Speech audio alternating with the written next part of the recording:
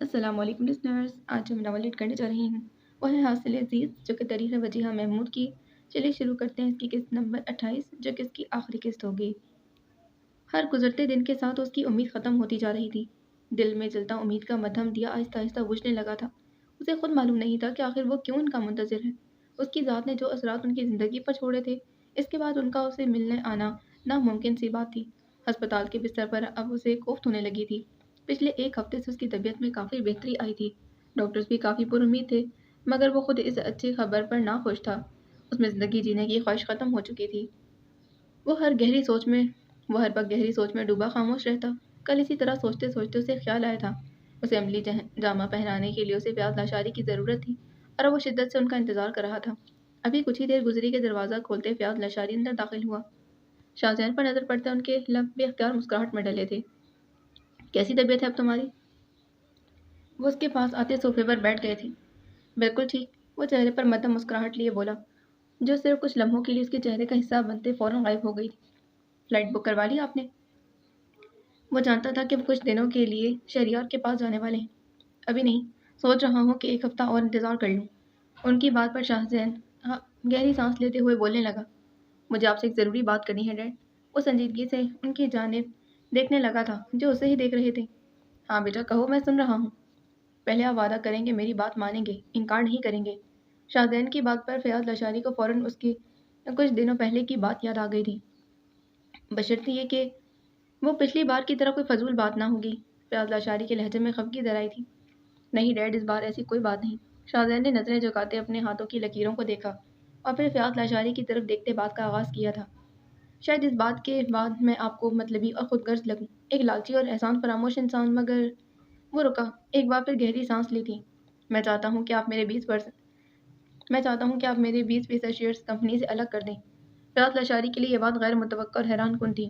کچھ لمحے وہ کچھ کہہ نہ سکے، مگر پھر ہمت کرتے بولنے لگے، سب خیریت ہے نا بیٹا؟ اگر تمہیں پیسوں کی بلکہ کسی بھی چیز کی ضرورت ہے تو مجھے بتاؤ۔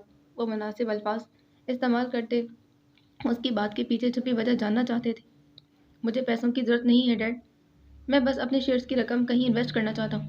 فیاض لاشاری کی الجھن میں اضافہ ہوا، جسے محسوس کرتے وہ وضاحت دینے لگا، میں ایک دارالامان کھولنا چاہتا ہوں۔ شاہزین کے الفاظ ان کے لیے کافی حیران کن تھے۔ جہاں سب بے سہارا میری طرح یتیم لوگ۔ اس کی نظر فیاض لاشاری کے چہرے پر پڑی تھی۔ اپنے جملے کی تلخی محسوس کرتے وہ خاموش ہوا۔ ساری زندگی اپنی ذات سے دوسروں کو نقصان اور اذیت پہنچاتا آیا ہوں، اس لیے اب چاہتا ہوں کہ میری ذات بھی کسی کے لیے خوشیوں اور راحت کا سامان بنے۔ وہ خاموش ہوا، گہری سانس لی۔ نہ جانے کیوں آج دھڑکن معمول سے بہت تیز تھی۔ بس اسی مقصد کے لیے میں اپنے شیئر کمپنی سے الگ کرنا چاہتا ہوں۔ میں جانتا ہوں کہ یہ فیصلہ صرف میری خود غرضی اور مطلب پرستی پر مبنی ہے، مگر میرے پاس اس کے علاوہ اور کوئی راستہ نہیں۔ وہ خاموش ہوا اور کمرے میں کچھ لمحے کے لیے گہری خاموشی چھا گئی تھی، جسے فیاض لاشاری کی بھاری آواز اور سنجیدہ لہجے نے توڑا تھا۔ ٹھیک ہے، میں بات کرتا ہوں وکیل سے، مگر ہاں یہ سب فوری طور پر تو نہیں ہو سکتا۔ تمہیں 2 سے 3 ہفتے انتظار کرنا ہوگا۔ فیاض لاشاری کے سپاٹ تاثرات دیکھتے شاہزین بولنے لگا، thank you so much dad, اب تک آپ کے مجھ پر کیے ڈھیروں احسانات میں آج ایک اور بڑے احسان کا اضافہ ہو گیا۔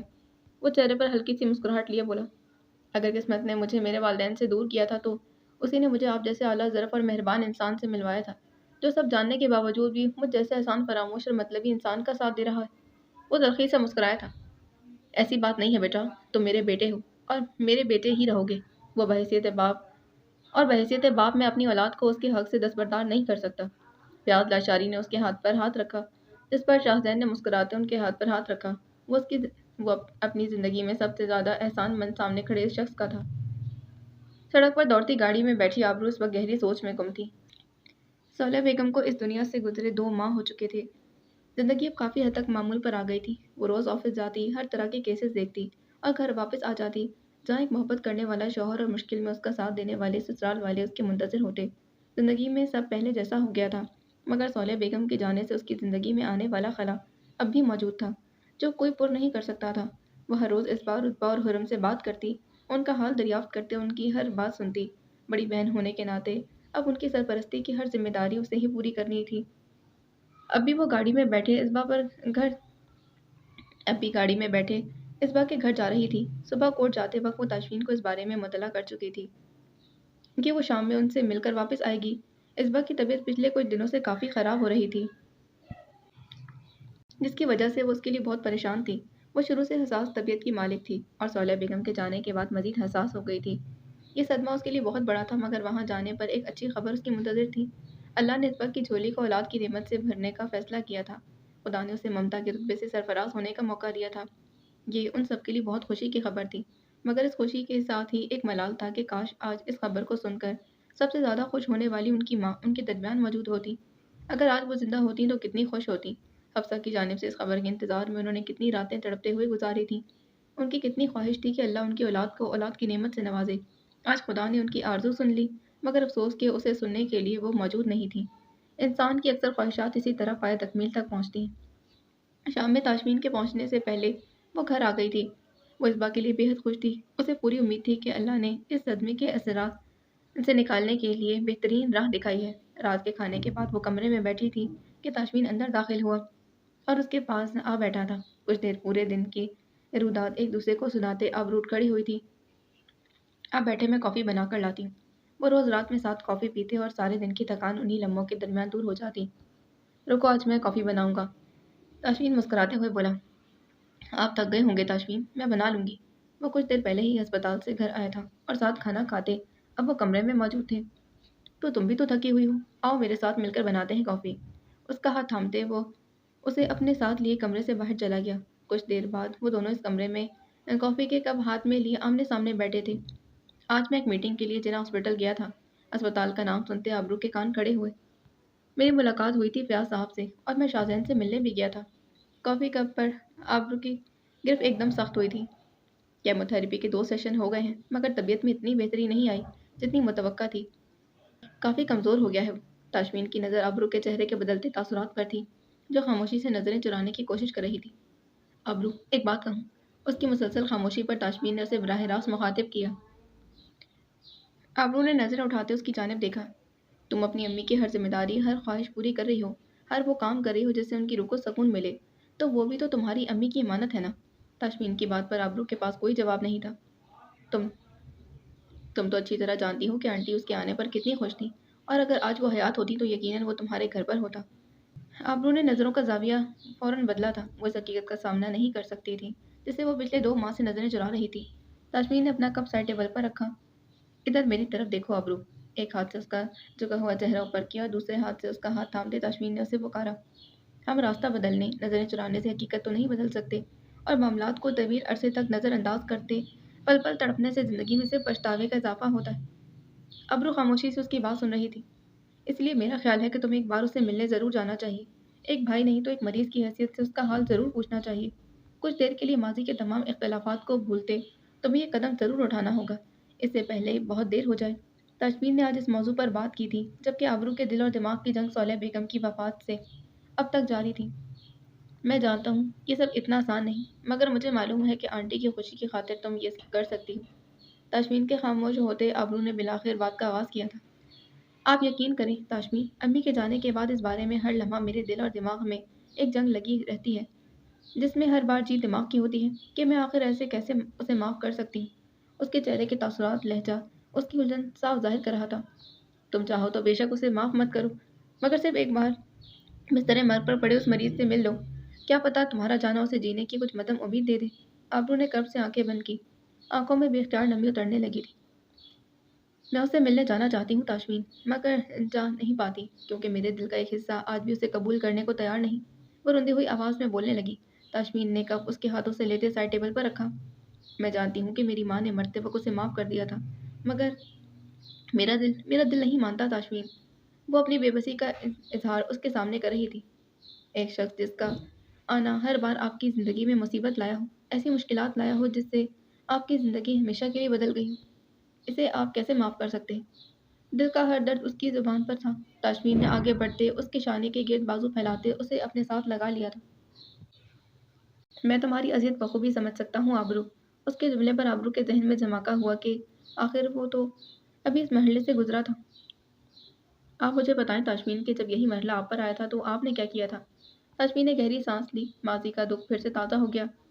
میں نے معاف کر دیا تھا ابرو۔ وہ رکا، ابرو کی آنکھوں سے بہتے آنسوؤں کی جانب دیکھا۔ کیونکہ معاف کر دینے سے انسان کے اپنے دل کا بوجھ کم ہو جاتا ہے، زندگی سے بے چینی دور ہو جاتی ہے، سکون زندگی کا حصہ بن جاتا ہے، اور ویسے بھی ہر انسان کے اعمال کا بہترین اجر اور بدترین سزا دینے کے لیے ایک ذات اوپر موجود ہے۔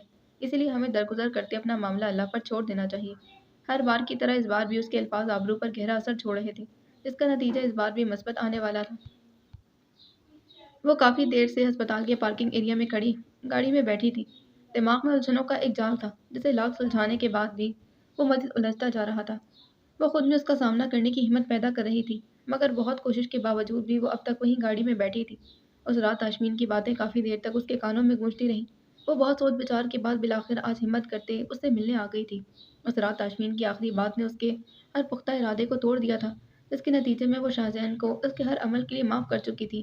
ہاں، وہ شخص کو اپنے باپ کا خون، اپنی ہر اذیت اور سب سے بڑھ کر اس کے سبب ان کو پہنچانے والا تازہ غم، وہ اس کے ہر عمل، ہر قدم کے لیے اسے معاف کر چکی تھی، مگر اس کا سامنا کرتے اپنے تازہ زخمی ہوئے دل کو قابو کرنا بہت مشکل تھا۔ مگر اسے یہ قدم اٹھانا تھا، اپنی ماں کی خاطر، ان کی روح کی تسکین کی خاطر، سب سے بڑھ کر انسانیت کی خاطر۔ بالآخر ہمت جمع کرتے اس نے گاڑی کا دروازہ کھولا اور اپنا بیگ اٹھاتے باہر نکلی۔ وہ کورٹ سے سیدھا یہاں آئی تھی۔ گاڑی لاک کرتے اس کے قدم ہسپتال کی عمارت کی جانب بڑھنے لگے۔ اسے شاہزین کا روم نمبر یاد تھا۔ وہ لفٹ سے نکلتے اس جانب بڑھ رہی تھی کہ راہداری میں موجود فیاض لاشاری کی نظر اس پر پڑی تھی۔ یہ اتفاق تھا کہ ان کی آج کی فلائٹ منسوخ ہو گئی تھی اور اب وہ 2 دن بعد کی فلائٹ سے شہریار کے پاس جانے والے تھے۔ آبرو کو دیکھتے انہیں خوشگوار حیرت نے آ گھیرا تھا۔ آبرو ان سے سلام لیتے ان کے پاس ہی کھڑی ہو گئی اور ان کے چہرے پر آئی حیرت اور مسکراہٹ کی وجہ سے واقف تھی۔ اس کا یہاں آنا انتہائی غیر متوقع تھا۔ میں اسے ملنا چاہتی، آبرو چہرے پر سنجیدگی بھرے تاثرات کو نارمل کرنے کی ممکن کوشش کرتے بولی تھی۔ ہاں بیٹا ضرور، آپ اندر چلو، میں تھوڑی دیر تک آتا ہوں۔ فیاض لاشاری کی بات پر وہ اس بات میں سر ہلاتے اندر کی جانب بڑھ گئی تھی۔ دروازہ کھولتے اس کی نظر بیڈ پر مریضوں کے لباس میں نیم دراز شاہزین پر پڑی تھی، جس کی بند آنکھیں دیکھتے آبرو آگے بڑھی۔ آہٹ محسوس کرتے شاہزین نے سرسری نگاہ آنے والے انسان پر ڈالی تھی، مگر آبرو کو دیکھتے ایک دم اس کی آنکھیں مکمل کھل گئیں۔ وہ فوراً سیدھا ہو کر بیٹھ گیا۔ اس کی آنکھوں میں انتظار کا بجھتا دیا ایک دم پوری طرح جلنے لگا تھا۔ ایک حیرت بھری خوشی تھی جو اس کی آنکھوں میں صاف نظر آ رہی تھی، جبکہ دوسری جانب اسے دیکھتے آبرو کو ایک بار پھر سے وہ سب یاد آنے لگا، جیسے بھلا کر آج وہ یہاں آئی تھی۔ مگر خود پر قابو کرتے وہ قدم بڑھاتے آگے آئی تھی اور کچھ فاصلے وہ قدم بڑھاتے آگے آئی اور کچھ فاصلے پر رکھے صوفے پر بیٹھ گئی تھی۔ اب کیسی طبیعت ہے تمہاری؟ آبرو نے براہ راست اس کی جانب دیکھنے سے گریز کیا تھا۔ پہلے سے بہت بہتر ہے، وہ اس کا گریز محسوس کر سکتا تھا۔ اس کا یوں شاہزین سے ملنے آنا کسی معجزے سے کم نہیں تھا۔ وہ تو بہت پہلے ہی ان کی جانب سے مایوس ہو چکا تھا، جس کی وجہ اس کے اپنے اعمال اور آبرو کی کہی وہ تمام باتیں تھیں جو اس سے ہوئی آخری ملاقات میں اس نے کہی تھی۔ کچھ لمحے کے لیے ان کے درمیان خاموشی چھا گئی، جیسے دونوں کے پاس کہنے کو کچھ بھی نہ تھا۔ مجھے امید نہیں تھی کہ تم دوبارہ کبھی مجھ سے ملنے یہاں آؤ گی، وہ اس کی غیر متوقع آمد پر اپنے احساسات الفاظ میں بیان کر رہا تھا۔ اس کی بات پر آبرو نے نظریں پھیرتے اس کی جانب دیکھا۔ وہ واقعی پہلے سے زیادہ کمزور ہو چکا تھا۔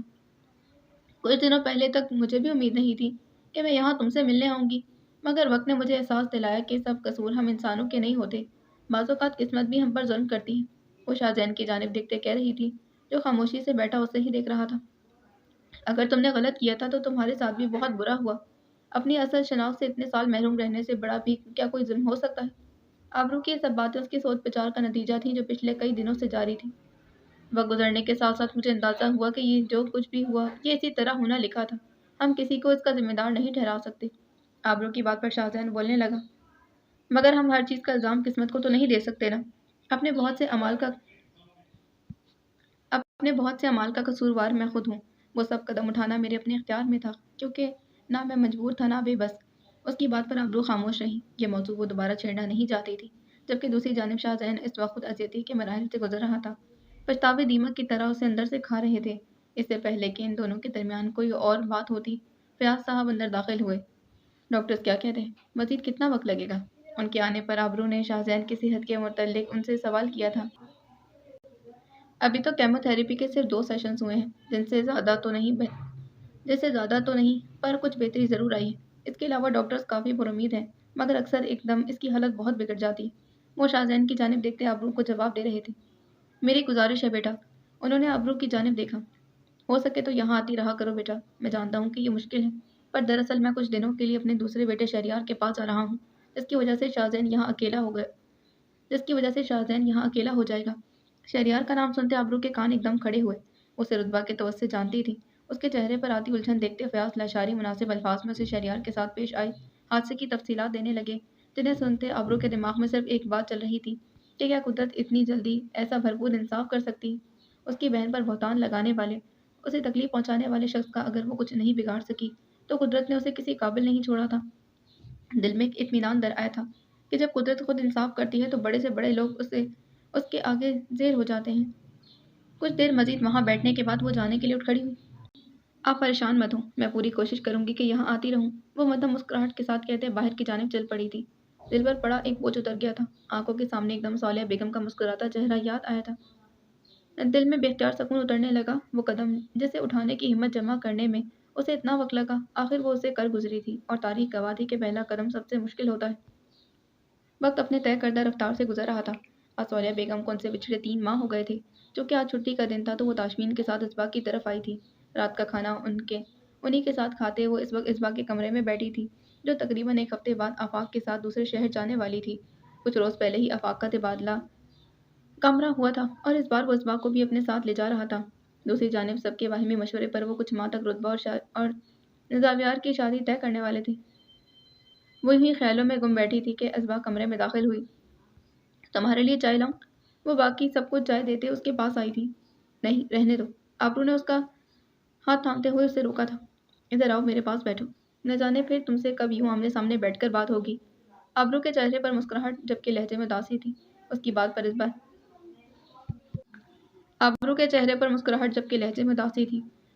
پر اسبا نے اپنا ہاتھ اس کے ہاتھ پر رکھا اور اس کے ساتھ ہی بیٹھ گئی تھی۔ تم فکر مت کرو ابرو، میں نے آفاق سے بات کی تھی، ہم ہر 2 ماہ بعد تم سے ملنے ضرور آیا کریں گے۔ اسبا مسکرائی تھی۔ ابرو جانتی تھی کہ اس کے لیے یہ ان سے دور جانا آسان نہیں۔ اس کی بات پر ابرو مسکراتے بولنے لگی، بس تم اپنا خیال رکھنا اسبا، صحت کے بارے میں بالکل بھی لاپرواہی مت کرنا۔ وہ اسے نصیحت کرنے لگی۔ جب کبھی خود کو تنہا محسوس کرو یا پھر کسی بھی بات پر دل اداس ہو تو مجھے کال کر لینا۔ وہ پہلی بار اسے یوں دور جا رہی تھی۔ تم بھی اپنا رتبہ اور حرم کا خیال رکھنا ابرو، میں وہاں جا کر تم سب کو بہت مس کروں گی۔ اس کے لہجے میں ایک دم نمی گھلنے لگی۔ ہم بھی تمہیں مس کریں گے اسبا، مگر ہاں تم روز ہمیں کال کرنا، بلکہ میں خود تم سے روز بات کر لیا کروں گی۔ اس نے ہاتھ بڑھاتے اس کی آنکھوں سے نکلتے آنسو صاف کیے، جس پر اسبا ایک لمحہ ضائع کیے بغیر اس کے گلے لگ گئی تھی۔ ابرو نے بھی فوراً اس کے گرد حصار باندھتے اسے اپنے قریب کیا تھا۔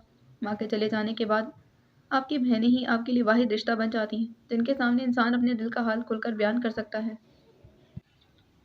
واپسی پر ان دونوں کو کافی دیر ہو گئی تھی۔ گاڑی کے ڈرائیونگ سیٹ پر بیٹھا تاشفین کافی دیر سے ابرو کی خاموشی محسوس کر رہا تھا۔ آدھا راستہ گزر جانے کے باوجود ان دونوں کے درمیان کوئی بات نہ ہوئی تھی۔ اس اداسی کی وجہ سے وہ بخوبی واقف تھا، مگر اسے یوں مسلسل اداس بیٹھے دیکھنا تاشفین کے لیے بہت مشکل تھا۔ کس دن کی فلائٹ ہے ان کی؟ تاشفین کی آواز نے بالآخر خاموشی کا سکوت توڑا تھا۔ اس جمعے کی، مختصر جواب دیتے تھا۔ تاثرات اب بھی وہی تھے۔ فلائٹ کی ٹائمنگ کیا ہے؟ ایک اور سوال۔ شام 7 بجے۔ ایک بار پھر مختصر جواب۔ چلو پھر تو ہم انہیں سی آف کرنے کے لیے ایئرپورٹ ضرور جائیں گے، تاشفین نے مسکراتے ہوئے کہا، جس پر ابرو نے اس بات میں سر ہلا دیا۔ اس کے تاشفین نے مسکراتے ہوئے کہا جس پر ابرو نے اس بات میں سر ہلا دیا۔ اس کے ذہن میں اس وقت سوچوں کا ایک جال موجود تھا جس میں الجھتے وہ آس پاس موجود کوئی بھی چیز محسوس نہیں کر پا رہی تھی کہ ایک دم تاشفین نے اپنا ہاتھ اس کی گود میں رکھ کے ہاتھ پر رکھا۔ ابرو نے فوراً اس کی جانب دیکھا۔ اس بات کے لیے پریشان ہو؟ وہ اس کی پریشانی سے بخوبی واقف تھا۔ ابرو نے ایک لمحے کا توقف دیتے اس بات میں سر ہلا دیا۔ وہ پہلی بار ہم سے اتنی دور جا رہی ہے۔ میں اس کے لیے بہت فکر مند ہوں تاشفین، وہ اپنی صحت کے بارے میں بہت لاپرواہ ہے، اپنا بالکل خیال نہیں رکھتی۔ یہاں تو پھوپھو اس کے ساتھ تھی اس لیے میں بے فکر تھی، مگر اب وہ وہاں نئے شہر میں اکیلی ہوگی اور وہ ایک ہی بار میں اپنی ساری الجھن اس کے سامنے رکھ چکی تھی۔ وہ اکیلی نہیں ہے ابرو، آفاق اس کے ساتھ ہوگا، اور جہاں تک میں اسے جانتا ہوں وہ اپنی ہر ذمہ داری بخوبی ادا کرنے والوں میں سے ہے۔ تاشفین نے ممکن طور پر اسے تسلی دینا چاہی۔ میں جانتی ہوں تاشفین، مگر پھر بھی میرا دل اس کے لیے بہت پریشان ہے۔ صالحہ بیگم کے جانے کے بعد وہ اپنی بہنوں کے لیے مزید سنجیدہ ہو گئی تھی، اور یہ بات تاشفین کافی دنوں سے محسوس کر رہا تھا۔ پریشان مت ہو ابرو، اللہ سے اچھے کی امید رکھو، ویسے بھی تم روز اسے کال کرتے ساری تفصیلات لیتی رہا کرنا، مجھے امید ہے کہ اس طرح تمہاری پریشانی میں کچھ کمی آ جائے گی۔ اس کی بات پر ابرو کے چہرے پر کچھ اطمینان اترا تھا۔ وہ ٹھیک کہہ رہا تھا، جب اس بات سے رابطے کا ذریعہ ہر وقت اس کے پاس ہوگا تو یقیناً وہ اس سے ہر لمحہ باخبر رہا کرے گی۔ تاشفین کی باتوں نے ہمیشہ کی طرح آج بھی اس کی پریشانی کو دور کر دیا تھا، ہاسپٹل والے مجھے ایک سیمینار اور کچھ ورکشاپس کے سلسلے میں ایک ہفتے کے لیے کراچی بھیجنا چاہ رہے ہیں۔ تاشفین کی بات پر اس کی ایک توجہ کا مرکز تبدیل ہوا تھا۔ اوہ، تو کب جانا ہے آپ کو؟ ابرو نے سوال کیا تھا۔ جانا تو اگلے ہفتے ہے، پر میں ابھی انہیں کوئی جواب نہیں دے پایا۔ سوچا پہلے تم سے ایک بات کر لوں۔ اس نے گاڑی ڈرائیو کرتے مصروف انداز میں جواب دیا، مگر اسے پہلے کہ ابرو کوئی جواب دیتی تاشفین دوبارہ بولا، دراصل میں یہ چاہ رہا تھا کہ اس بار تم اگر پھر میرے ساتھ چلو تو۔ اس نے ابرو کی جانب دیکھتے بات ادھوری چھوڑی۔ اگر تمہارے لیے چھٹی لینا آسان ہے تو بتا دو، ورنہ مجھے اکیلے ہی جانا ہوگا۔ اس بار بھی اس کے کچھ کہنے سے پہلے تاشفین چہرے پر مایوسی کا تاثر لیے بولنے لگا، ایک ہفتے کی چھٹی؟ اگر تم چاہو تو تمہاری چھٹی کے لیے میں بات کر لیتا۔ تاشفین دل سے چاہتا تھا کہ ابرو اس کے ساتھ جائے، مگر وہ جانتا تھا کہ ابرو صالح بیگم کی وفات پر بھی کافی دنوں کی چھٹی پہلے ہی لے چکی تھی۔ آپ میری پوری بات تو سن لیں تاشفین، وہ خفگی سے بولی تھی، جس پر تاشفین کو احساس ہوا کہ واقعی تب سے صرف وہ اپنے اندازوں کی بنیاد پر ایک کے بعد ایک رائے پیش کر رہا تھا۔ میں ایک ہفتے کی چھٹی لے لوں گی، آپ پریشان مت ہوں، بس میری ایک شرط ہے۔ ابرو کی بات پر تاشفین کے ہونٹ بے اختیار ایک خوشگوار مسکراہٹ میں ڈھلے تھے۔ مجھے تمہاری ہر شرط قبول ہے۔ وہ خوشی میں اتنا کھو چکا تھا کہ ابرو کے لہجے کی شرارت محسوس نہ کر سکا۔ سوچ لے ایک بار۔ ابرو نے بھویں اچکاتے اس کی جانب دیکھا۔ سوچ لیا، تاشفین نے فوراً جواب دیا۔ چلیں پھر طے ہوا کہ اس بار ساری پیکنگ آپ کریں گے اور وہاں جا کر جہاں میں کہوں گی وہاں جائیں گے، بغیر کوئی اعتراض کیے۔ اس کے خاموش ہوتے ہی تاشفین بولنے لگا، دوسری طرف پر تو مجھے کوئی اعتراض نہیں، پر یہ پیکنگ… وہ دونوں جانے وہ دونوں جانتے تھے کہ پیکنگ کرنا اسے کتنا ناپسند ہے۔ ڈاکٹر تاشفین، آپ انکار کا حق پہلے ہی کھو چکے ہیں، اس لیے اب اس شرط کو ماننے کے علاوہ آپ کے پاس اور کوئی راستہ نہیں۔ وہ مسکراتے بولی، جبکہ اس کے چہرے پر آیا اطمینان اور خوشی دیکھتے تاشفین کے دل میں سکون اترا تھا۔ بالآخر وہ اس کی پریشانی دور کرنے میں کامیاب ٹھہرا تھا۔ سورج کی روشنی پورے آسمان کو منور کر رہی تھی۔ سڑک پر دوڑتی اس گاڑی کی منزل شہر کے وسط میں موجود ایک دارالامان کی جانب تھی، جس کا افتتاح کچھ روز پہلے ہی کیا گیا تھا۔ ڈرائیونگ سیٹ پر اس وقت فواد موجود تھا، جبکہ اس کے ساتھ والی سیٹ پر شاہزین فون کان سے لگائے فیاض لاشاری سے بات کر رہا تھا، جنہیں شہریار کے پاس گئے تقریباً 1 ماہ ہونے والا تھا۔ جی ڈیڈ، میں بالکل ٹھیک ہوں، آپ پریشان مت ہوں، وہ سر پر پہنی کیپ درست کرتا ہوا بولا۔ کچھ دن پہلے وہ ہسپتال سے ڈسچارج ہوا تھا، کیونکہ ڈاکٹرز کے مطابق اس کی صحت اب پہلے سے بہت بہتر تھی۔ میں اب سگریٹ نہیں پیتا ڈیڈ، آپ چاہیں تو فواد سے پوچھ لیں۔ گاڑی پارکنگ میں کھڑی کرتے وہ دونوں گاڑی سے اترے کہ شاہزین نے فواد کے جانے فون بڑھا دیا تھا اور اسے بات ختم کر کے اندر آنے کا اشارہ دیتے وہ اندر چلا گیا تھا، جبکہ پیچھے فیاض لاشاری سے بات کرتے فواد کے تاثرات ایک دم سنجیدہ ہو گئے تھے۔ شاہزین اپنا بالکل خیال نہیں رکھتا انکل، اور اس کی بات جاری تھی۔ وہ نے شاہزین کی ذہنی حالت کے بارے میں آگاہ کرنے لگا، جس میں آدھی تبدیلی وہ کافی دنوں سے محسوس کر رہا تھا، جبکہ دوسری جانب دارالامان کے دروازے کے بالکل سامنے کھڑا شاہزین ہونٹوں پر پرسکون مسکراہٹ لیے سامنے در اپنے والدین کا نام دیکھ رہا تھا۔ اس نے اس دارالامان کا نام صالح بیگم اور حیات صدیقی کے نام پر رکھا تھا۔ ہسپتال سے ڈسچارج ہوتے ہی اس کی ساری توجہ کا مرکز یہ دارالامان تھا، جس کی ترقی اب زندگی کا واحد مقصد تھی۔ وہ زندگی بھر اپنے کیے تمام برے اعمال کا کفارہ یتیم و مسکین اور بے سہارا لوگوں کی مدد کرتے ادا کرنا چاہتا تھا، اور شاید اسی طرح وہ اپنے ملامت کرتے ضمیر کو کچھ سکون دے سکے۔ وہ روز فواد کے ساتھ یہاں آتا، پورا دن یہاں گزارتا، خود کو سکون دینے کی کوشش کرتا۔ آج وہ یہاں خاص طور پر ایک شخص سے ملنے آیا تھا۔ وہ ریسیپشن سے اس کی معلومات لیتے اس کے کمرے کی جانب بڑھ گیا۔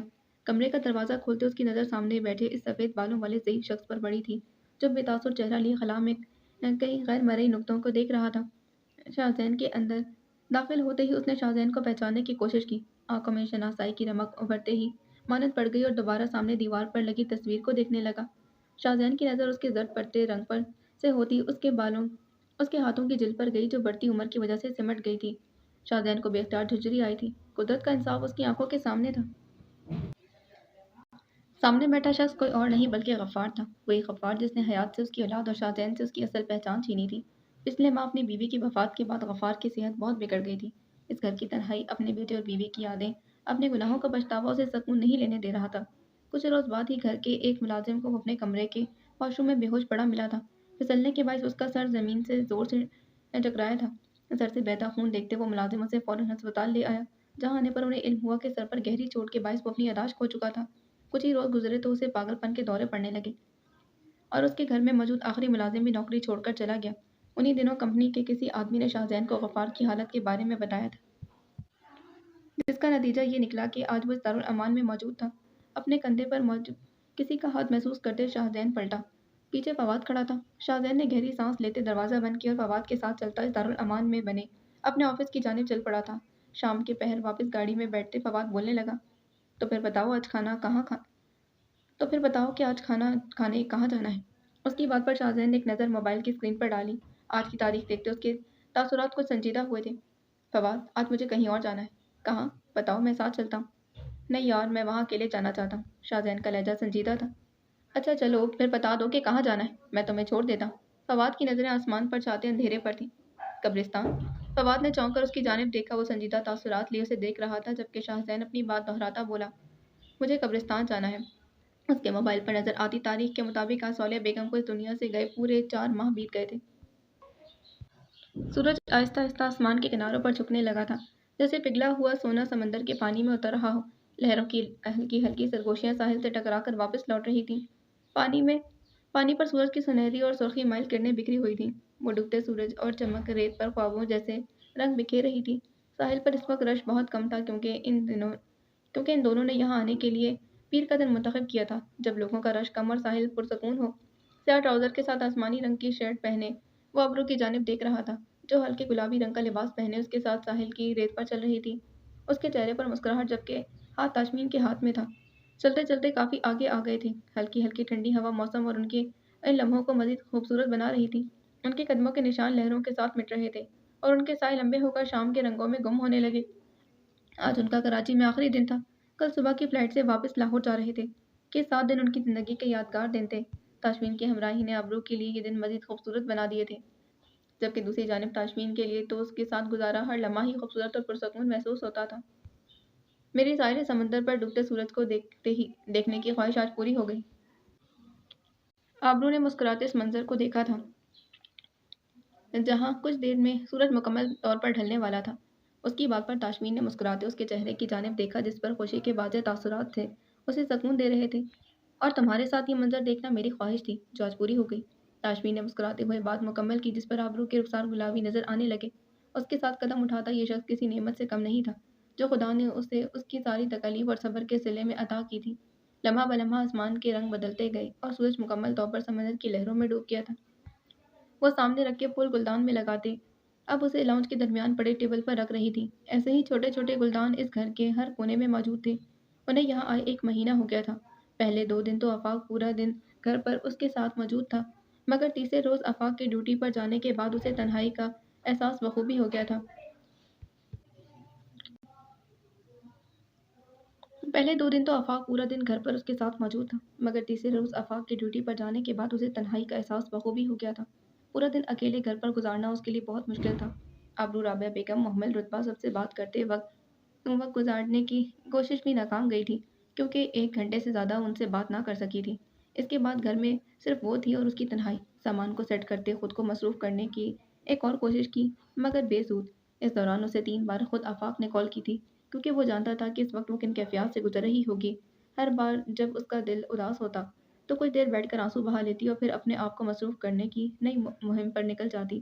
دوپہر کا کھانا بنانے کے بعد صرف دوپہر کے 3 بجے تک، اور پھر آفاق کی واپسی میں بھی 4 گھنٹے باقی تھے۔ اکیلے بیٹھ کر کھانا کھانے کی کوشش کی تو بے اختیار گزرے دن یاد آنے لگے، جب وہ سب مل کر ایک ساتھ بیٹھ کر کھانا کھاتے تھے، اور ان یادوں کا نتیجہ یہ نکلا کہ کھانا کھائے بغیر اپنے کمرے میں آ گئی تھی۔ آج کا دن اس کے لیے بہت طویل تھا۔ کمرے میں آتے ہی اس نے اپنا موبائل اٹھایا اور سب کی تصاویر دیکھتے ایک بار پھر رونے لگی تھی۔ تنہائی کتنی جان لیوا ہے، اسے اب احساس ہو رہا تھا۔ کچھ دیر آنسو بہاتے اس نے آفاق کو کال ملائی، مگر دوسری جانب سے کال نہ اٹھائے جانے پر افسوس خفگی بھرے تاثرات لیے بوجھل دل سے موبائل کو واپس رکھتے لیٹ گئی تھی، اور ایک بار پھر یادوں کا سمندر اسے اپنے اندر غرق کرنے لگا۔ وہ روتے روتے سو گئی تھی۔ اس کے پاس ہر مشکل، ہر پریشانی کا ایک ہی حل تھا، آنسو بہا لینا۔ اس روز آفاق کو بھی واپسی پر کافی دیر ہو گئی، جبکہ اس باؤس کی واپسی تک اپنی طبیعت کافی خراب کر چکی تھی، جس کی وجہ صبح سے بھوکے رہنا اور بار بار رونا تھا۔ آفاق کے واپس آنے پر وہ اپنی اس تنہائی کا ذمہ دار اسے ٹھہرانے لگی تھی، اور پہلے روز ہی مطالبہ کیا کہ وہ واپس جانا چاہتی، جس پر آفاق نے اسے بہلاتے ہوئے منایا کہ کیونکہ وہ جانتا تھا کہ جذبات میں آ کر وہ یہ کہہ رہی۔ اس روز کے بعد آفاق روز وقت پر گھر آ جاتا، خاص کر شروع کے دنوں میں۔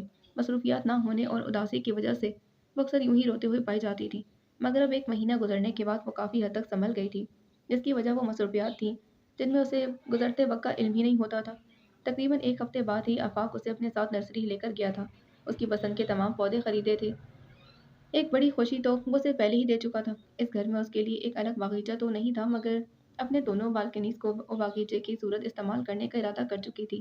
آس پاس رہنے والے لوگوں میں اس بار اپنی ہم عمر ایک دوست بھی تلاش کر چکی تھی جو دن کے وقت اکثر اس کے پاس آ جاتی یا اس بار اس کے گھر چلی جاتی اور یوں اس بار اس کے گھر چلی جاتی اور یوں اسے وقت گزرنے کا احساس نہ ہوتا تھا۔ تمام گلدانوں کے پھول تبدیل کرتے وہ اٹھی، اب بس ایک آخری گلدان رہتا تھا جس میں وہ گلاب کے پھول لگانے کا ارادہ رکھتی تھی۔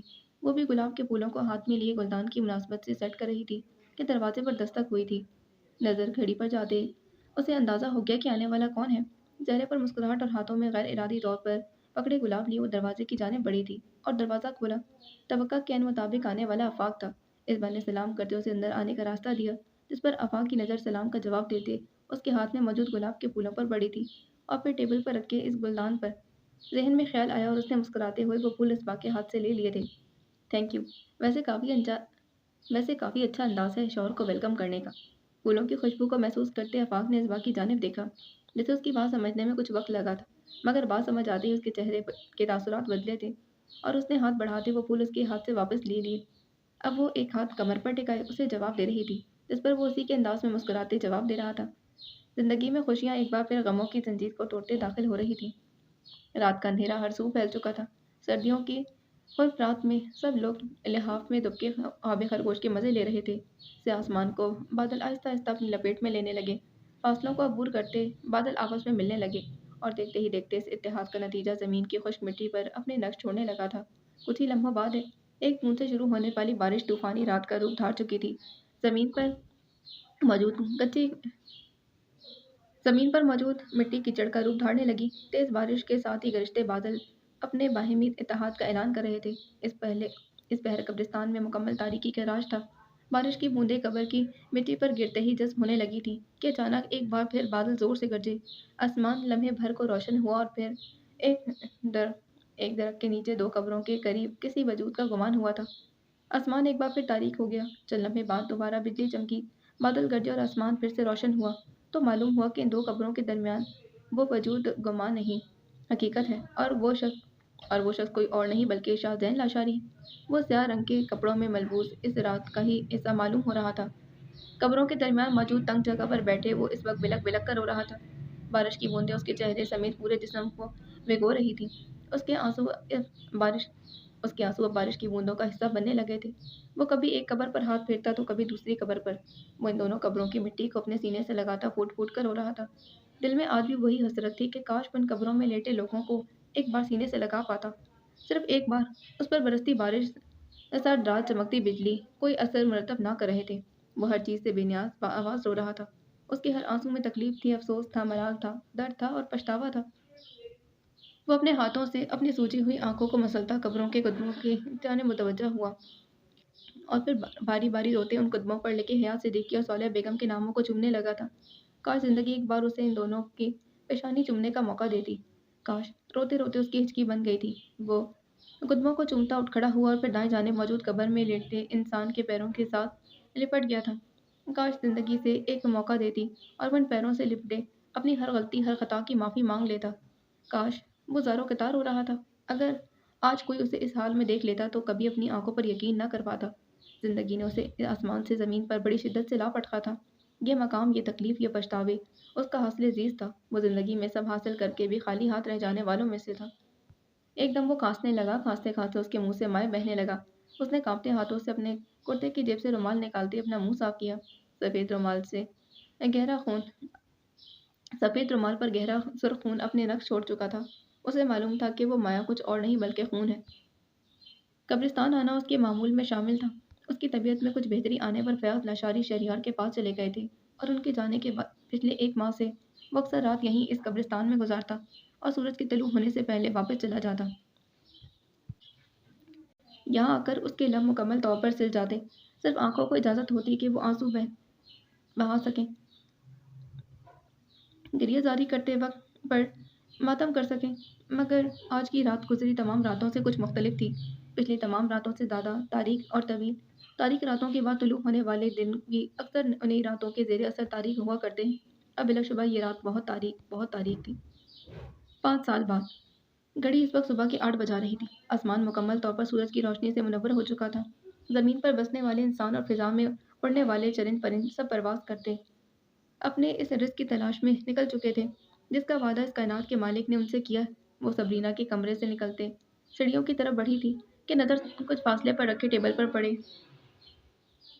وہ سبرینا کے کمرے سے نکلتے سیڑھیوں کی جانب بڑھی کہ نظر کچھ فاصلے پر رکھے ٹیبل پر پڑے کیلنڈر پر پڑی تھی۔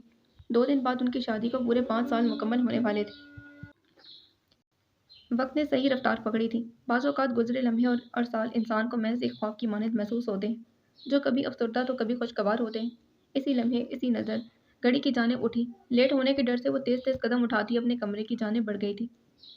دروازہ کھلتے ہی اس کی نظر سامنے کے خوبصورت منظر پر پڑی جہاں 3 سالہ آئرہ تاشفین کی گود میں بیٹھی اپنے ہاتھ ہلاتے اسے کوئی بات سمجھا رہی تھی جبکہ تاشفین اس کی بات سمجھتے ہوئے اس کے بال بنا رہا تھا۔ ان دونوں کی نظر ایک ساتھ آبرو پر پڑی جو مسکراتے انہیں دیکھ رہی تھی۔ آئرہ بیٹا میرے پاس آ جاؤ، میں آپ کے بال بنا دیتی ہوں۔ آبرو اندر داخل ہوئی تھی۔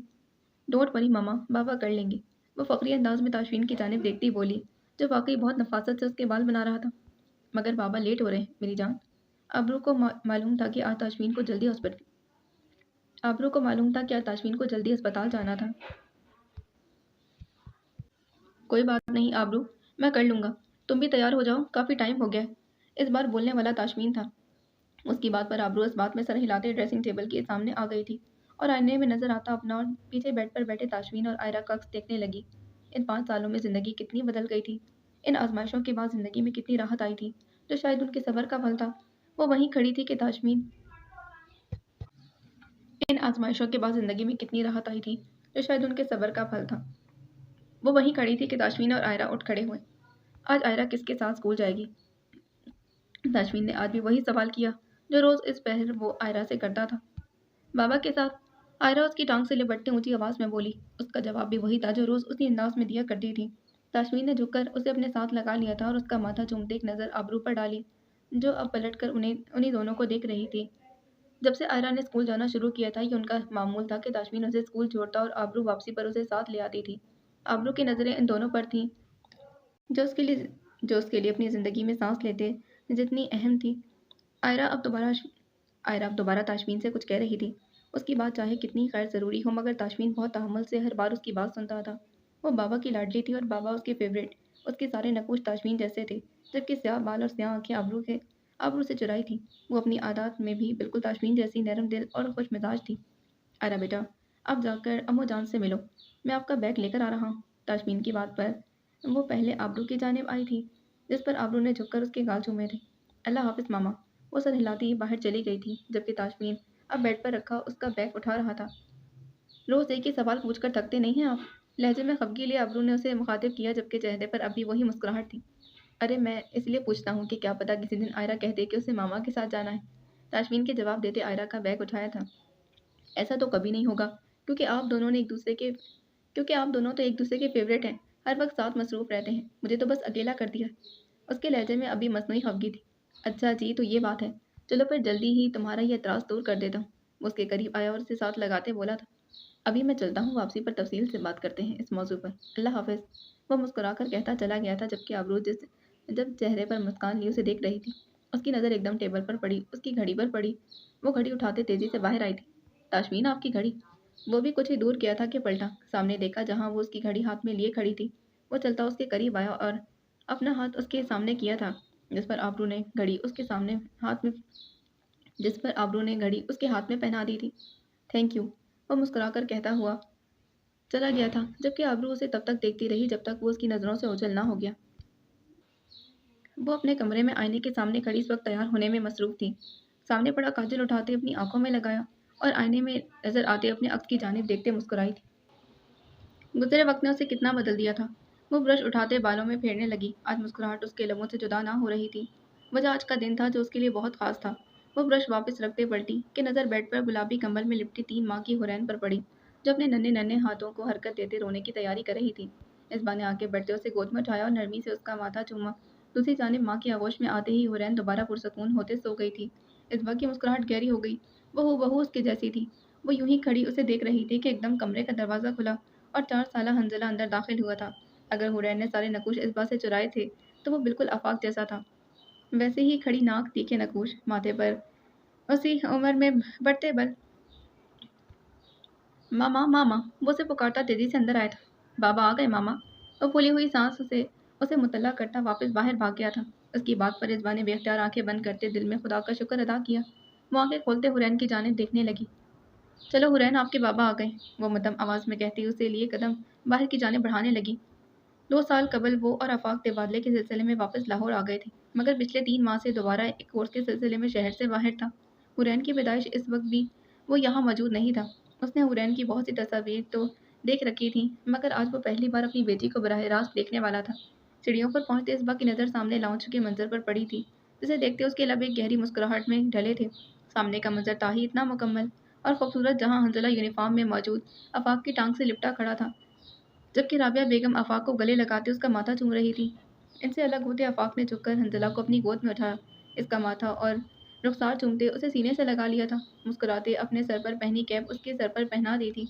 इस पर हंजला हंसते हुए उसे कुछ बता रहा था। इसी लम्हे आफाक की नज़र इसबा पर पड़ी, जब सीढ़ियाँ उतरते सामने खड़ी थी। उसे देखते आफाक को अपनी आंखों में ठंडक और दिल में सकून उतरता महसूस हुआ था कि नज़र उसकी गोद में मौजूद गुलाबी कंबल में लिपटी हुरैन पर पड़ी थी, जिसे देखते कदम खुद ब खुद उसकी जानिब बढ़ने लगे। कुछ ही लम्हों बाद वो इसबा के सामने खड़ा था। इसबा की आंखों में आज खुशी के आंसू थे। आफाक ने आगे बढ़ते उसे अपने साथ लगाया। उसे इस लम्हे में सारी उदासी, इतनी इतनी देर की दूरी की अजियत कहीं दूर जा सोई थी। इसबा से अलग होते उसकी नज़र कंबल में लिपटी हुरैन पर पड़ी, जिसकी आंखें बंद थीं। इसबा ने हुरैन को एहतियात से उसकी गोद में दिया। आफाक की आंखों में नमी उतरने लगी। वो आज पहली बार अपनी बेटी को देख रहा था। हंजला की पैदाइश के वक्त भी उसे बेटे की आरजू थी, जो खुदा ने अब हुरैन की सूरत में पूरी कर दी थी। आफाक ने एक नज़र इसबा को देखते झुककर हुरैन का माथा चूमा था, और फिर उसके रुखसार, उसकी दाढ़ी की चुभन महसूस करते हुरैन के चेहरे पर नागवारी के तासुरात दर आए थे, जबकि आंखें अभी तक बंद थीं। उसके इन तासुरात पर आफाक ने मुस्कुराते हुए दोबारा उसका माथा चूमा, और इस बार हुरैन ने आंखें खोलते आफाक की जानिब देखा, और एक अजनबी चेहरा महसूस करते उसके तासुरात फौरन बदले थे। दूसरे ही लम्हे वो रोने लगी, जिस पर आफाक ने वापस इसे इसबा की गोद में दे दिया था। माँ का चेहरा सामने आते हुए पुरसकून हो गई, और कुछ लम्हे बाद कसमसाते दोबारा सो गई थी। स्याह पैंट कोट पहने वो कदम उठाता अपने कमरे की जानिब बढ़ा, जिसका दरवाज़ा खुला हुआ था। कमरे में दाखिल होते ही उसकी नज़र सीधा बेड पर मौजूद 8 माह के आलियार पर पड़ी, जो उस जो अपने सामने बिखरे खिलौनों से खेल रहा था, जबकि बेड पर दूसरी जानिब बैठी रुतबा की पुश्त उसकी जानिब थी। उसने बगैर आहट पैदा किए गाड़ी की चाबी टेबल पर रखी कि आलियार की नज़र जावियार पर पड़ी थी। अपने बाप को सामने देखते एकदम खिलखिलाने लगा। बेड पर आगे आते हुए उसकी जानिब बढ़ने लगा था। उसकी इस हरकत पर रुतबा भी उस जानिब मुतवज्जा हुई और पलटकर पीछे खड़े ज़ाबियार को देखा। चेहरे पर बेख्तियार एक मुस्कुराहट दर आई थी। ज़ाबियार उसे सलाम करते आलियार की जानिब आया था, और जूते उतारे बगैर बेड पर नीम तराज होते उसे गोद में उठा लिया था। कैसा है मेरा शेर? उसके फूले हुए रुखसार चूमते ज़ाबियार ने सवाल किया था। मामा ने ज़्यादा तंग तो नहीं किया ना? इस सवाल पर उसने रुतबा की जानिब देखा, जो मुस्कुराते इन दोनों को देख रही थी, जबकि इस बार आलियार अपनी ज़बान में से जवाब दे रहा था। देख रही हो, तुम्हारी शिकायत कर रहा है मुझसे कि पूरा दिन तुमने इसे भूखा रखा है और खुद इसके सामने बैठकर खाना खाती रही हो। ज़ाबियार की बात पर रुतबा ने उसे घूरना ज़रूरी समझा था। हाँ, तुमने कहा और मैंने मान लिया। रुतबा उसकी बात हवा में उड़ाती उसी के अंदाज में बोली, जबकि आलियार की आवाज़ उसकी बात फिर इन दोनों को अपनी जानिब मुतवज्जा कर चुकी थी। आलियार के अपने सारे नकूश बिल्कुल ज़ाबियार जैसे थे, सिवाय आंखों के, जो रुतबा की आंखों जैसी थी, भूरी। रुतबा को अक्सर हैरत होती कि आलियार का ज़्यादा वक्त ज़ाबियार के बजाय उसके साथ गुजरता, मगर इसके बावजूद वो अपने बाप से ज़्यादा बातें करता है। उसे एक नज़र देखते ही खिलखिलाने लगता है। उसकी गोद में घंटों गुजारने के बाद भी नहीं रोता।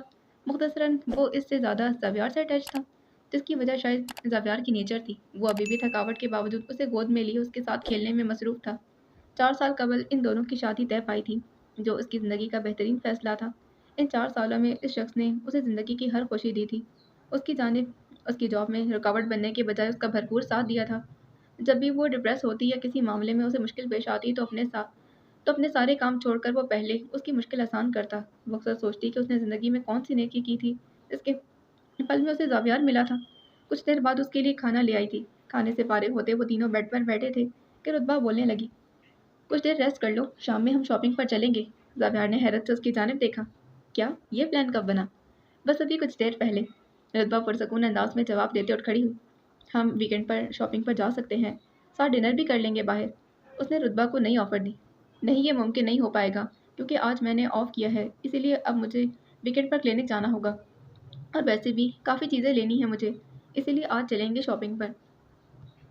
वो उसे मुतला करते कमरे से चली गई थी, जबकि ज़ावियार के चेहरे पर तासुब था। उसे आज अपने दोस्तों के साथ बाहर जाना था, مگر اب مجبوراً اسے پلان کینسل کرنا پڑے گا۔ اسی لمحے اس کی نظر الیار پر پڑی جو بیڈ پر بیٹھا پہلے اپنے ماں باپ کی باتیں سنتا اب زاویار کی جانب دیکھ رہا تھا۔ یار ایک بات تو بتاؤ، تمہاری ماما کو کیسے پتا چل جاتا ہے کہ میں خوش ہوں؟ اس کے انداز پر الیار ہنسنے لگا۔ ارے ہنس کیوں رہے ہو؟ اچھا تو تم بھی میرا مذاق اڑا رہے ہو؟ بالکل اپنی ماما پر گئے ہو۔ وہ اس کے گال زور سے کھینچتا بولا جس پر الیار کے چہرے کے تاثرات ایک دم بدلے، مگر اس سے پہلے کہ وہ رونے لگتا زاویار اسے گود میں اٹھا کر سہلادے چپ کروا چکا تھا، کیونکہ وہ جانتا تھا کہ الیار بہت کم روتا ہے، مگر ایک بار جب وہ رونا شروع کرے تو اسے چپ کروانا کس قدر مشکل کام ہے۔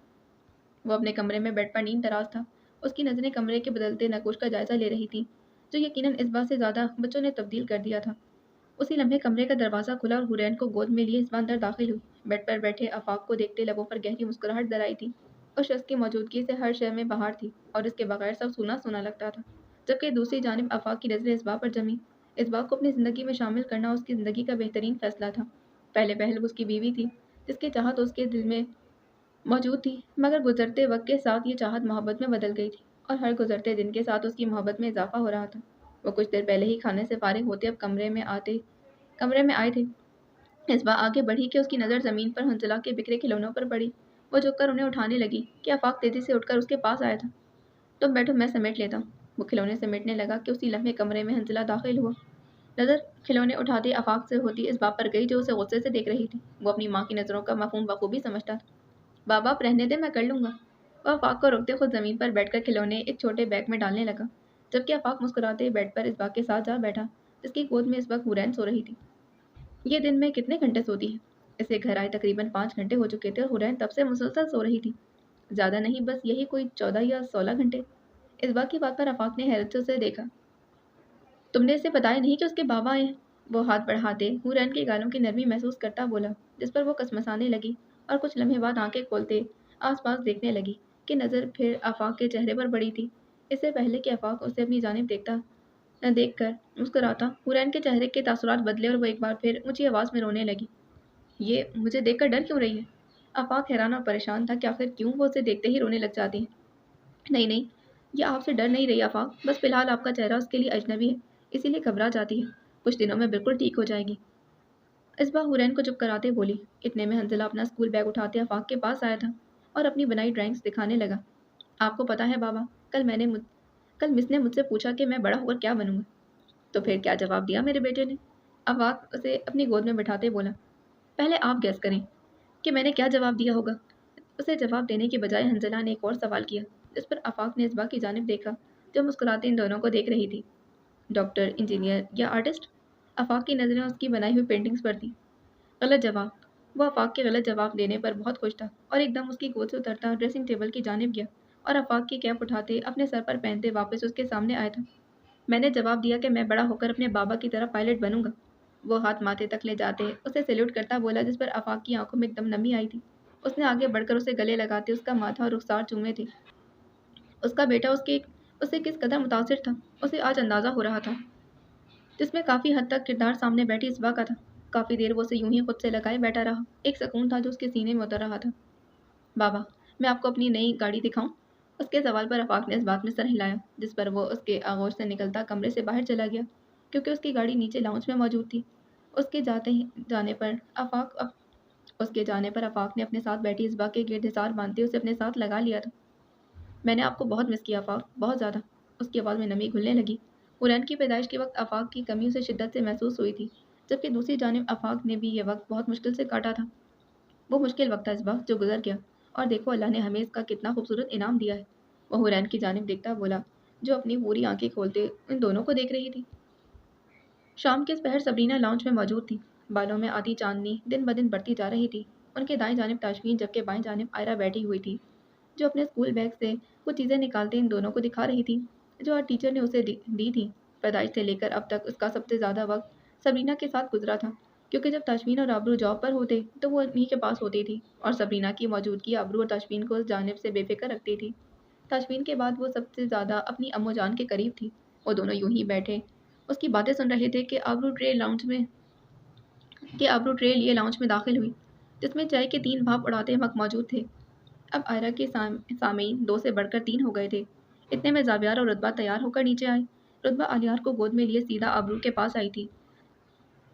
جبکہ آئرہ کی نظر زاویار پر پڑتے ہی اسے کچھ یاد آیا۔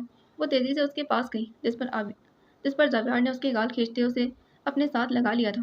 چاچو، آپ نے صبح مجھ سے کہا تھا کہ اسکول سے واپسی پر آپ آج میری فیوریٹ چاکلیٹ دیں گے۔ وہ اس سے الگ ہوتے اپنی بات مکمل کرتے اب اسے چاکلیٹ لینے کے لیے کھڑی تھی، جس پر زاویار جھک کر اس کے کان میں کچھ کہنے لگا، جبکہ دوسری جانب رتبہ الیار کو آبرو کی گود میں دے چکی تھی۔ وہ جب بھی کہیں جاتے تو یوں ہی اسے ان کے پاس چھوڑ جاتے۔ میں چاکلیٹ لایا تھا، پر میرے روکنے کے باوجود تمہاری آنی نے کھا لی، وہ آئرہ کے کان میں سرگوشی کرتا بولا۔ تو اکثر یوں ہی الزام رتبہ کے سر ڈال دیتا۔ آخر وہ اپنی بھتیجی کی نظر میں اپنی ریپوٹیشن خراب تو نہیں کرنا چاہتا تھا کہ اس کا چاچو اس کے لیے چاکلیٹ لانا بھول گیا۔ مجھے پتا ہے آپ جھوٹ بول رہے ہیں، آئرہ اسی کے انداز میں سرگوشی کرتے بولی۔ وہ بھی اب اپنے چاچو کی عادتیں سمجھنے لگی تھی، جس پر زاویار نے فوراً نفی میں سر ہلایا۔ آئرہ افسردہ تاثرات لیے رتبہ کے پاس آئی تھی۔ آنی، آپ نے میری چاکلیٹ کیوں کھا لی؟ وہ خفگی سے بولی، جس پر رتبہ نے سب سے پہلے گھورتی نظر زاویار پر ڈالی اور پھر جھک کر آئرہ کا گال چومتے اس کے کان میں سرگوشی کی، جس کی آواز زاویار سننے کی کوشش کرنے کے باوجود بھی نہ سن پایا تھا۔ پرومس؟ آئرہ مسکراتے بولی۔ اگر زاویار اسے بہلانے کے لیے جھوٹ بول سکتا تھا تو وہ بھی اس کی اپنی بھانجے کی نظر میں بری نہیں بننا چاہتی تھی۔ پکا پرومس، رتبہ نے مسکرا کر کہتے ایک طنزیہ نگاہ زاویار پر ڈالی اور اپنے پرس سے ایک چاکلیٹ نکال کر آئرہ کو تھما دی۔ تھینک یو آنی، آپ چاچو سے زیادہ اچھی ہیں، آئرہ خوشی سے کہتے اب الیار کی جانب بڑھ چکی تھی، کیونکہ اس کا اگلا مشن اسے گود میں اٹھانا تھا۔ جبکہ جملے پر زاویار ہنستے ہوئے اسے دیکھنے لگا۔ آبرو تم بس اس کا خیال رکھنا، ہم کوشش کریں گے جلدی سے جلدی آ جائیں۔ رتبہ آبرو کو مخاطب کرتے بولی تھی۔ تم فکر مت کرو، میں اپنے الیار کا پورا خیال رکھوں گی، آبرو اس کی پھولی ہوئی گال چومتے بولی تھی، جس پر رتبہ مسکرائی۔ وہ جانتی تھی کہ آبرو اس کا پورا خیال رکھے گی۔ کچھ لمحے بعد وہ دونوں چلے گئے، جبکہ لاؤنج میں اب آئرہ الیار کو گود میں لیے آبرو کے ساتھ بیٹھی تھی کہ ایک دم سبینہ بولنے لگی۔ وہ مجھے یاد آیا کہ آج صبح نور کی کال آئی تھی، اس کی ساس عمرے سے واپس آ گئی ہیں، اس لیے میں سوچ رہی تھی کہ اس اتوار کو ان کو دعوت پر بلا لیں۔ تم دونوں کا کیا خیال ہے؟ 1 سال پہلے ہی وہ نور کے فرض سے سبکدوش ہو گئی تھی۔ جیسا آپ کو مناسب لگے امو جان، میں خود کل نور کو ہی یاد کر رہا تھا، کافی دیر سے اس سے ملاقات نہیں ہوئی۔ تاشفین جواب دیتا بولا، میرے خیال سے اتوار کا دن بالکل ٹھیک رہے گا، میں کل نور کو خود کال کروں گی دعوت کے لیے۔ آبرو کی بات پر سبرینا مسکرائی تھی۔ وہ کبھی انہیں شکایت کا موقع نہیں دیتی تھی، ان کی ہر بات سب سے پہلے وہ ان کے ساتھ کھڑی ہوتی تھی۔ ٹیبل پر سجے کھانے میں آج ساری چیزیں آفاق کی پسند کی تھیں، جن میں سے کچھ ازبا تو کچھ رابعہ بیگم نے بنائی تھیں۔ آؤ بیٹا بیٹھو۔ سفید رنگ کی شلوار قمیض میں ملبوس آفاق کو جانب آتا دیکھ کر رابعہ بیگم نے اسے مخاطب کیا۔ اس ایک شخص کے گھر آنے سے ہر ایک کے چہرے پر زندگی سے بھرپور مسکراہٹ تھی۔ خرم اور ازبا کے ساتھ کھانا لگوانے میں اس کی مدد کر رہی تھی، جبکہ حنزلہ رابعہ بیگم کے ساتھ والی کرسی پر بیٹھا ان کی گود میں موجود حورین کو دیکھ رہا تھا، جو آوازیں نکالتے اسے اپنی جانب متوجہ کرنے کی کوشش کر رہی تھی۔ کچھ دیر بعد تمام چیزیں ٹیبل پر رکھتے اس نے کھانے کا آغاز کیا تھا۔ ازبا کے برابر میں بیٹھی خرم کو بھی گزرتے وقت نے بہت تبدیل کر دیا تھا۔ کم عمری میں سب سے زیادہ آزمائش اس نے دیکھی تھی، مگر اب زندگی بہت حد تک سہل ہو گئی تھی۔ FSC کے بعد اس کا داخلہ میڈیکل کالج میں ہو گیا تھا اور تاشفین کی طرح کارڈک سرجن بننا چاہتی تھی۔ اس کی پڑھائی کا سارا خرچہ آبرو اور تاشفین اٹھا رہے تھے۔ یہ بات آج سے 5 سال قبل اپنا گھر چھوڑتے طیب آئی تھی۔ امی، مومل سے بات ہوئی آپ کی؟ وہ کیسی ہے؟ آفاق نے رابعہ بیگم کو مخاطب کیا، جو حورین کو ازبا کی گود میں دے رہی تھی۔ ہاں، کل بات ہوئی تھی، الحمدللہ وہ بالکل ٹھیک ہے۔ مومل کی شادی ہوئے 3 سال بیت گئے تھے اور اب وہ اپنے شوہر فاروق کے ساتھ بیرون ملک مقیم تھی۔ پاکستان آنے کا کوئی ارادہ نہیں ہے اس کا؟ پہلے تو ذہن چھوٹا تھا، مگر اب تو وہ بڑا ہو گیا ہے، ماشاءاللہ۔ آفاق مومل کے بیٹے کا ذکر کرتا بولا تھا۔ ہاں، کہہ تو رہی تھی کہ شاید اگلے ماہ پاکستان کا چکر لگائے گی، مگر فاروق کے کچھ دفتری کام ہیں، ان سے فارغ ہوتے شاید کچھ ماہ مزید لگ جائیں۔ رابعہ بیگم کی بات پر آفاق نے سمجھتے ہوئے اس بات میں سر ہلا دیا تھا۔ اتنے میں حورین کے رونے کی آواز ان کی سماعت سے ٹکرائی تھی۔ مجھے لگتا ہے اسے نیند آ گئی ہے، اسی لیے رو رہی۔ رابعہ بیگم کی بات پر آفاق فوراً بولا تھا، مگر یہ ابھی کچھ دیر پہلے ہی تو جاگی تھی۔ اس کے بات کرنے کے انداز پر ازبا اور رابعہ ہنسنے لگی تھی۔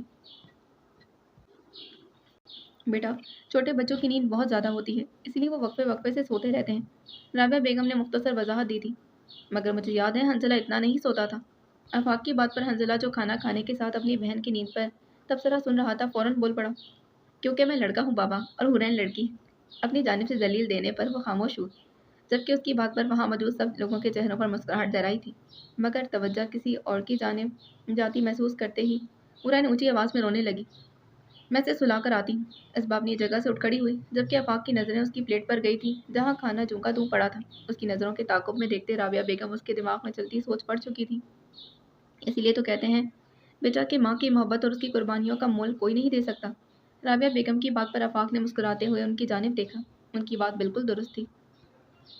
वो दोनों आज आयरा को साथ लिए डिनर के लिए बाहर आए थे। स्याह पैंट के साथ सफ़ेद शर्ट पहने ताशमीन गाड़ी चला रहा था, जबकि साथ वाली सीट पर गहरे सब्ज रंग के लिबास में मलबूस आबरू बैठी थी। सफ़ेद रंग की फ्रॉक पहने आयरा आबरू की गोद में बैठी थी, जो सारा रास्ता मुसलसल उनसे बातें करते अब खामोश हुई थी। गाड़ी हुई सड़क पर रवां थी कि ताशमीन की नज़र कुछ फासले पर मौजूद एक बच्चे पर पड़ी, जो गजरे बेच रहा था। गाड़ी रोकते ताशमीन ने इशारा करते इस बच्चे को पास बुलाया और कुछ देर बाद वो उससे गजरे खरीद चुका था। उसने गजरे सिर्फ आबरू के लिए नहीं बल्कि आयरा के लिए भी खरीदे थे।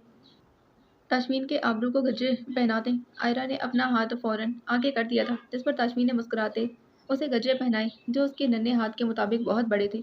मगर उसके चेहरे की खुशी ताशमीन के लिए सब कुछ थी। गजरे पहनते उसने इसी अंदाज में ताशमीन को शुक्रिया कहा जिसमें आबरू ने कहा था। वो इसी उम्र से बहुत से मामलात में अपनी माँ से मुतासर थी, उसकी आदतें अपनाने की पूरी कोशिश करती। बाबा, आपको पता है ना, कल कोई बात याद आने पर वो एक बार फिर बात का आगाज़ कर चुकी थी। वो दोनों कमकू थे, मगर उनकी बेटी उनसे मुख्तलिफ थी। उसकी छोटी छोटी ये हर वक्त जारी रहने वाली बातें घर में रौनक का सबब थी। अब आलियार की पैदाइश पर इस घर की रौनक और खुशियाँ दोनों में इजाफा हो गया था। आयरा के लिए वो एक नन्हा खिलौना था जिसे वो हर वक्त अपने सामने देखना चाहती थी, जिसे गोद में उठाने की कोशिश करते वो कभी थकती नहीं थी। अलियार भी जब आयरा को देखता तो खुशी से पाँव मारते उसकी जानिब बढ़ने की कोशिश करने लगता। एक बात वो यूं ही अलियार को उठाने की कोशिश में खुद समेत उसे भी गिरा चुकी थी। इसीलिए आबरू के समझाने पर वो उसे तभी उठाती थी जब बड़ों में से कोई इन दोनों के पास होता। रेस्टोरेंट में हर सू गहमा गहमी का समा था। टेबल की एक जानिब आबरू जबकि दूसरी जानिब ताशमीन और आबरू बैठे थे। वो और जब भी बाहर जाते आयरा ताशमीन के साथ ही बैठती, उसके साथ खाना खाती, न जाने क्यों, मगर शुरू से ही उसे ताशमीन के साथ बैठकर खाना खाने की आदत पड़ गई थी और आज भी वो उसके साथ बैठी अपने सामने रखी प्लेट से फ्राइज उठाते खाने में मसरूफ़ थी। हाथों में पहने गजरों में लगी सारी फूलों की पत्तियां टेबल पर बिखर चुकी थी। ताशमीन बार बार उसकी प्लेट को अपने करीब करता और उस पर झुककर उसकी गोद में गिरा खाना उठाता और आबरू बोलने लगती, ताशमीन, आप आराम से खाना खाएं। आयरा बेटा, मेरे पास आ जाओ। वो काफ़ी देर से अपना खाना छोड़कर उसकी जानिब मुतवज्जा था। नहीं, कोई बात नहीं, तुम खाओ, मैं आयरा को देख लूँगा, वो मुस्कुरा कर कहता। दोबारा उसकी जानिब मुतवज्जा हुआ, जो अपनी गहरी सी आंखें घुमाते ताशमीन को कुछ बता रही थी, जबकि आबरू की नज़रें ताशमीन पर थीं, जो अपनी औलाद के लिए बहुत हसास था। उसकी छोटी छोटी तकलीफ पर वो परेशान हो जाता, उसकी ख्वाहिशात पूरी करने की हर मुमकिन कोशिश करता, जिसकी वजह से आबरू बखूबी वाकिफ थी कि वो बचपन में खुद पर गुजरी सारी महरूमियाँ अपनी औलाद को नहीं देना चाहता। वो उसकी ज़िंदगी में हर जानिब खुशियाँ भर देना चाहता था कि उसे कभी किसी चीज़ की कमी महसूस ना हो। अपनी मसरूफियत के बावजूद आयरा जहाँ कहती वो उसके साथ जाता था। बिलाशुबा वो एक अच्छे इंसान के साथ साथ एक बेहतरीन बेटा, शौहर और बाप भी था। वह जावियार के साथ उसके एक दोस्त की शादी में जा रही थी। अलियार को तैयार करते वो सुला चुकी थी और अब खुद आईने के सामने तैयार होने में मसरूफ़ थी। उसी लम्हे कमरे में जावियार दाखिल हुआ था। उसकी नज़र जामनी रंग की लंबी कमीज़, जिस पर दामन और आस्तीनों पर सुनहरे रंग का खूबसूरत काम था, और साथ ही हमरंग ट्राउज़र पहने रुतबा पर पड़ी थी। उसके दिल ने फ़ौरन एतराफ़ किया कि वो बेहद खूबसूरत लग रही थी। वो आहिस्ता-आहिस्ता कदम उठाता उसकी जानिब गया था और एन उसके पीछे जाकर खड़ा हो गया। रुतबा की नज़र आईने में लगे आते ज़ावियार के अक्स पर पड़ी थी, जो ऑफ वाइट रंग के पैंट कोट में बिल्कुल उसके पीछे खड़ा था। कोई इतना प्यारा, ज़ावियार ने वक़फ़ा दिया था। रुतबा के लबों पर एक मुस्कान दराई थी। वो भी सारा का सारा कैसे हो सकता है? रुतबा नज़रें झुकाते दिल से मुस्कुराई। उसकी तारीफ़ का अंदाज़ भी उसी की तरह मुनफरिद था। उसके गुलाबी होते रुखसार देखते ज़ावियार बोलने लगा था, अरे तुम क्यों शर्मा रही हो? मैं तो अपनी बात कर रहा था। उसके जुमले पर रुतबा के तासुरात फ़ौरन बदले थे। एक गुस्से भरी नज़र उस पर डालते उसने अपने पाँव में पहनी हील ज़ोर से उसके पाँव पर दे मारी। आह ज़ालिम औरत! ज़ावियार कर रहा था, आहिस्ता बोलो, आलियार जाग जाएगा और फिर तुम्ही को संभालना पड़ेगा। वो दांत पीसते बोली थी। तो पहले भी तो मैं ही उसे संभालता हूँ। ज़ावियार की बात पर रुतबा ने एक बार फिर उसे गुस्से से देखा और फिर वापस पलटते तैयार होने लगी।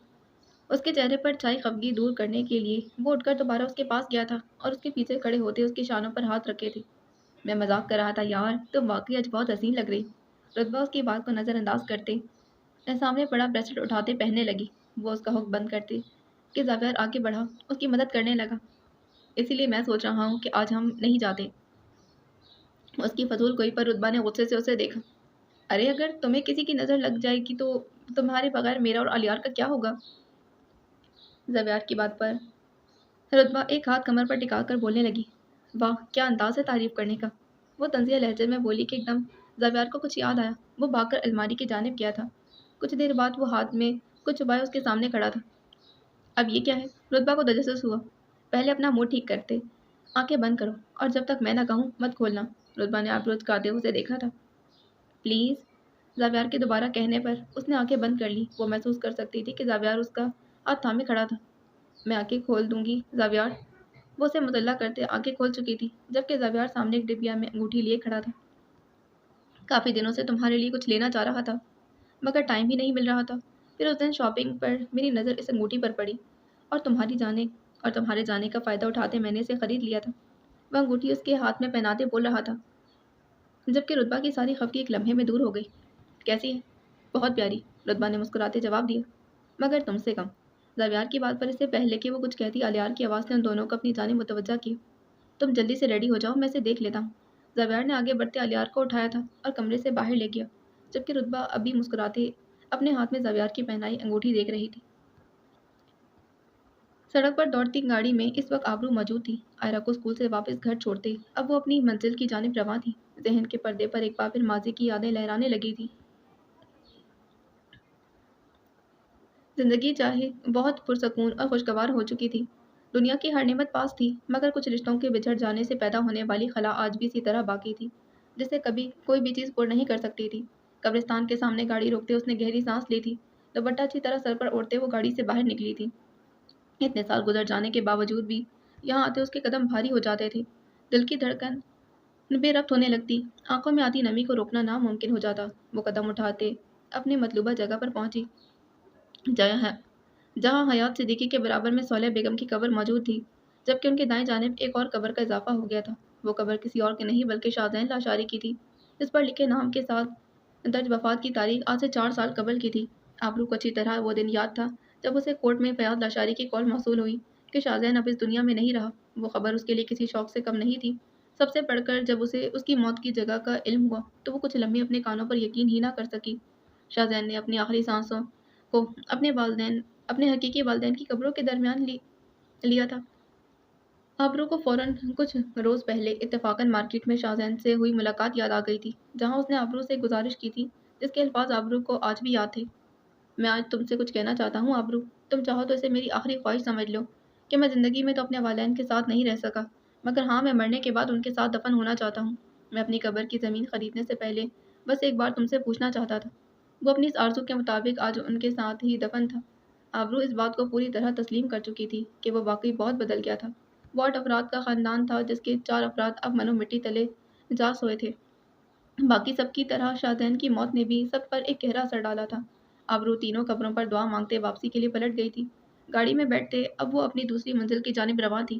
شاہزین کی وفات کے 2 ہفتے بعد فواد اس سے ملنے آیا تھا جس کی وجہ شاہزین کی وصیت تھی جو وہ مرنے سے پہلے بہت عرصہ پہلے ہی کر چکا تھا۔ اس وصیت کے مطابق وہ اپنے مرنے کے بعد دارالامان آبرو کے نام کر چکا تھا۔ اس کا سارا نظام سارے معاملات آبرو کے سپرد کرنا چاہتا تھا۔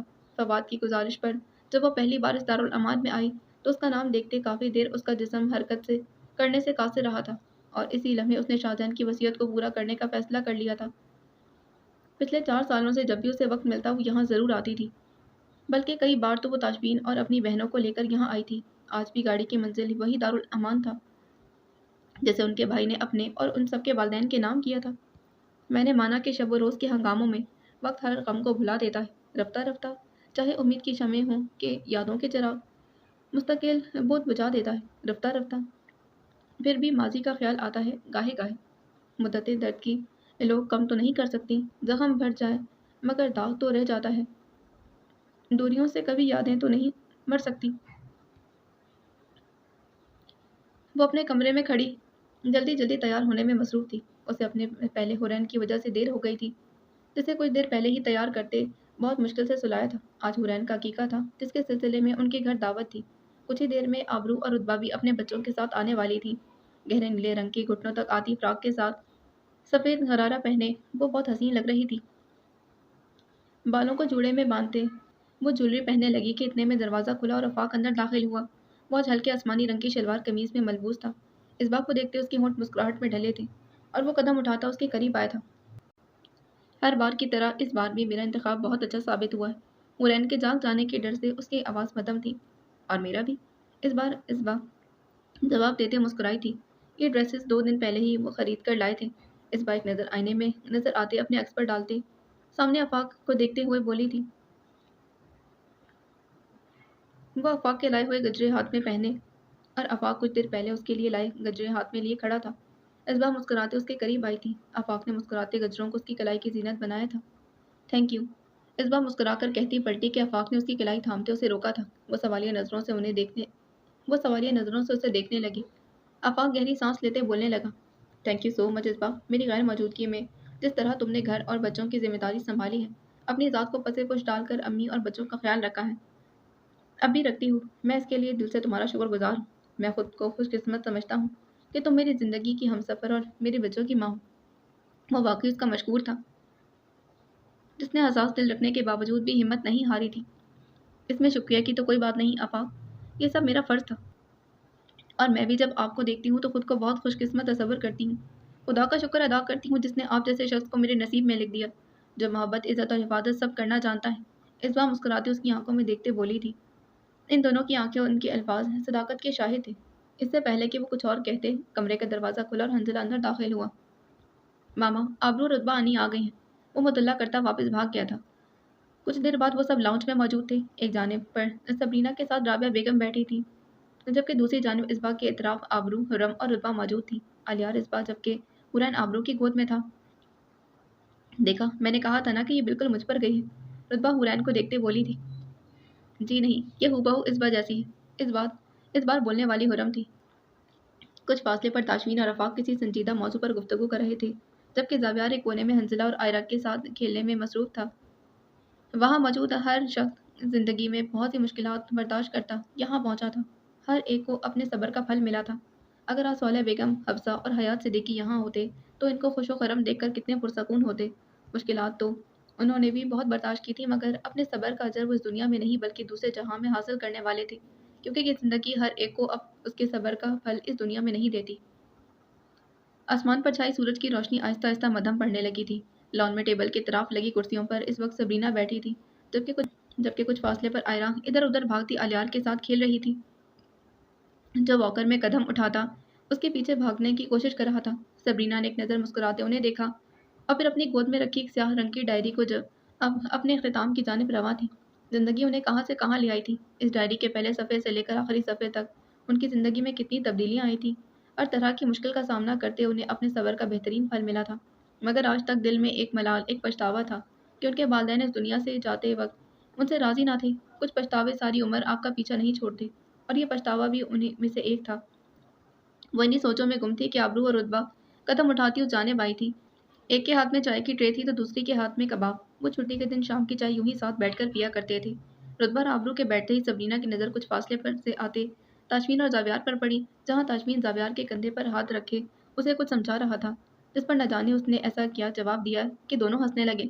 اپنی اولاد کے چہروں پر مسکراہٹ والدین کے لیے کس قدر قیمتی ہوتی ہے، یہ صرف وہی جانتے ہیں۔ آئرہ بیٹا ادھر آ جاؤ، اور الیار کو بھی ساتھ لے آؤ۔ آبرو ان دونوں کے بیٹھ جانے پر آئرہ کو آواز دیتی بولی۔ اس پر آئرہ ماں کی آواز کو سنتے اس جانب بھاگ آئی تھی۔ آپ رکے بھابھی، میں لے کر آتا ہوں انہیں۔ زاویار قدم اٹھاتا اس جانب گیا تھا۔ کچھ دیر بعد وہ ایک طرف آئرہ جبکہ دوسری طرف الیار کو اٹھائے اس جانب آنے لگا تھا۔ زاویار کے چھوڑتے ہی آئرہ بھاگ کر تاشمین کے پاس چلی گئی تھی، کیونکہ اسے معلوم تھا کہ اگر وہ آبرو کے ہاتھ لگ جاتی تو اس کی خیر نہیں تھی، جبکہ الیار اس وقت سبرینا کی گود میں تھا۔ سبرینا کی نظریں اپنے اطراف اپنی اولاد اور ان کی اولاد کو دیکھتے بار بار خوشی سے نم ہو رہی تھی۔